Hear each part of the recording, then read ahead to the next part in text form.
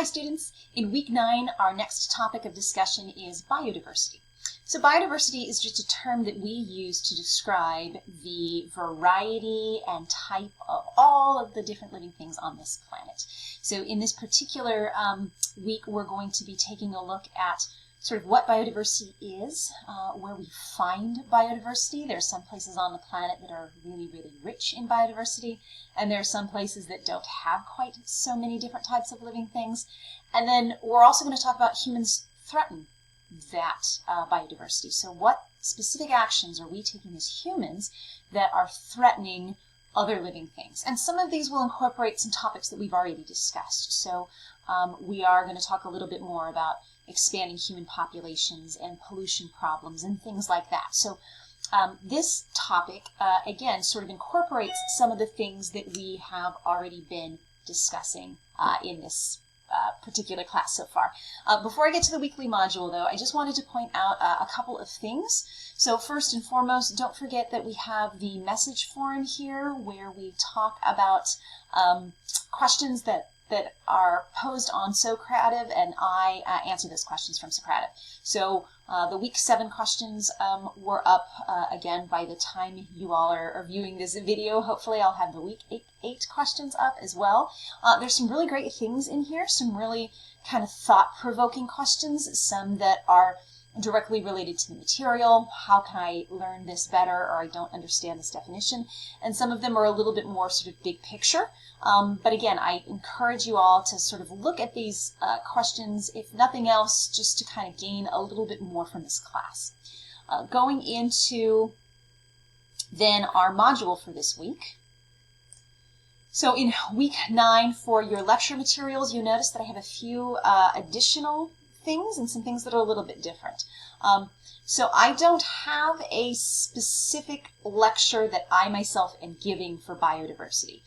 Instead, what I have a couple of other types of videos where, again, you're going to learn the same content, but it's not necessarily in a format that I'm lecturing to you. So I'm giving you other video resources to use this week. So this first one is about how invasive introduced species kind of enter ecosystems. It's a particular threat to biodiversity, so this one's going to talk about that. This next video is about endangered species, and this was one of the videos that was done by our partner in Costa Rica. And again, I think I mentioned this like in the second week of class, I believe I had one of these videos, but this is from a field station that we have down in Costa Rica. Well, I say we. Harper doesn't own the field station, but we do a lot of work with the field station down in Costa Rica, and pre-pandemic we would take students down for study abroad trips down there. And so Gustavo is sort of the lead contact down there, and he has done a series of these really great videos to help you all learn more about specifically biodiversity in Costa Rica, so tropical rainforest biodiversity, and it's really interesting. So this particular video that he does is about endangered species. I also do have some lecture notes that are a little bit more formal, so if you want something more formal than the 2 videos that are here, you're more than welcome to take a look at the notes as well. As a matter of fact, I'd highly encourage it. And then I also have some optional videos. You're not required to watch these, but these are just kind of additional things. If you find tropical rainforests interesting, if you want to know more about sort of what's being done regionally in that area, then I would urge you to watch these tropical conservation videos. Again, they're very informative, but again, it's not something you're going to be tested on per se, but it would add to your knowledge of what we're doing to protect and preserve biodiversity. For lab this week, we're going to look at a group of organisms called macroinvertebrates. And macroinvertebrates are simply things without backbones, invertebrates, and macro means they're big enough to see with the naked eye. And in this case, we're looking at aquatic macroinvertebrates. So things that are big enough to see with our naked eye that don't have backbones that live in the water. And you've got a couple of different options this week. If you're able to, I would love for you to collect macros yourself. That would require some sort of a clear container like a jar or plastic Tupperware or anything you might have, and then a cell phone, so that you can use the camera view on your phone to actually zoom in and see the little things that are swimming around in the water. That's option one. It'd be great if you guys could go out and take advantage of some of this nice weather that we're having and collect yourself some macros. However, if that's not an option for you, there's also a virtual option to take a look at macros, and you can do that as well. So both of those are detailed in the lab. The lab video this week talks about how you collect those macroinvertebrates. For the lab this week, you do have 2 additional things that you need. You need pictures of algae and macroinvertebrates. Lab this week, we're going to actually try to figure out how clean or polluted a body of water is based on the type of macros and algae we find in it. So we do this basically pollution tolerance index is what it is. A little bit of math, but I promise you it's very easy. And you will use these pictures in the PDFs that I've provided to sort some macros and some algae into categories. And I give you all the data. You just have to sort and analyze the data this week. In addition, for assignments this week, as well as our normal discussion and check-in, the second part of your Green Tech project is also due this week. So part 2 of the project requires you to choose just one topic. So during your brainstorm, you threw out a few ideas at me. I gave you feedback. Pick one of those topics, and now what I want you to do is to create a 1-page outline that gives you basically all the information that you're going to need to put this project together. And again, remember, you get to decide what your project looks like. So you can make a PowerPoint, you can write a paper, you can make a video. There's a whole host of different things that you can do. And again, don't forget, all of that information is here under course materials and the Green Tech project. But this is your topic outline, okay? So what I want you to do is choose one of those topics. You need to have at least 3 sources, and give me a basic overview of the who, what, when, where, and why of your topic, right? So give me a description.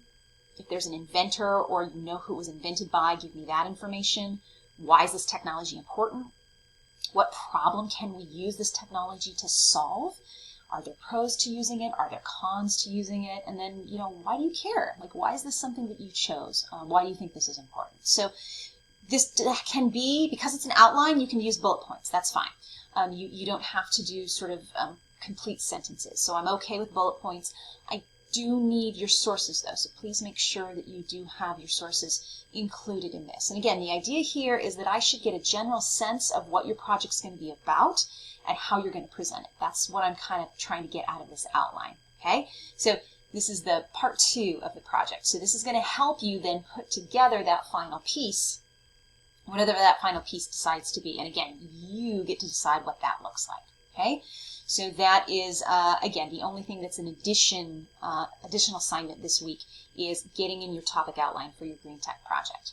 I think that about does it for this week. I have included, for anyone who's interested, I have included the description for our next extra credit piece. So if you did the survey about the synchronous sessions with EDU Africa, thank you. You earned some extra credit. If you're looking for more opportunities, here's your next one. This is the Eco Challenge. So in honor of Earth Day, we're going to turn it into Earth Month. There is a group that puts together something called the Eco Challenge. And what the group does is they have people sign up to be on teams. I've created a team for us. You can join our team. And you will choose daily challenges in a variety of different categories to help you try to be more sustainable. So you can choose to do things like, I'll use more public transportation, or I will stop using disposable plates and napkins and cups and things, or I will only run the dishwasher when it's fully loaded, or there's a whole host of different actions that you can choose. And the idea behind this is I want you to pick 2 daily actions, so 2 things you're going to try to do every day. And then you're also going to pick 2 one-time actions. So I'm going to research or look into this topic, or I'm going to watch this documentary about whatever it happens to be. And again, the challenge gives you all these ideas. You don't have to come up with anything on your own. All of these things are presented as choices to you. And then what you do for the month of April is just you check in every day and you tell us if you accomplished your tasks, yay, I was able to, make sure I'm conserving energy or using less water or whatever your challenge happens to be. Or even if you didn't accomplish your goals that day, you just check it off and say, you know what, I didn't do it today, but I'm going to try again tomorrow. So the idea is you can sign up to be part of this challenge, check in on a daily basis, tell us how you're doing with it, and then there's a very small reflection piece at the end. Okay, and if you complete the challenge, if you participate most days of the month, I'll give you 15 extra credit points for doing so. All of the instructions on what to do are here, located in this document. Please make sure that you sign up by April 1st because that's when the challenge starts. Okay, I think that is it for now. If you have any questions, as always, let me know, and I'll see you all again soon. Thanks, everybody.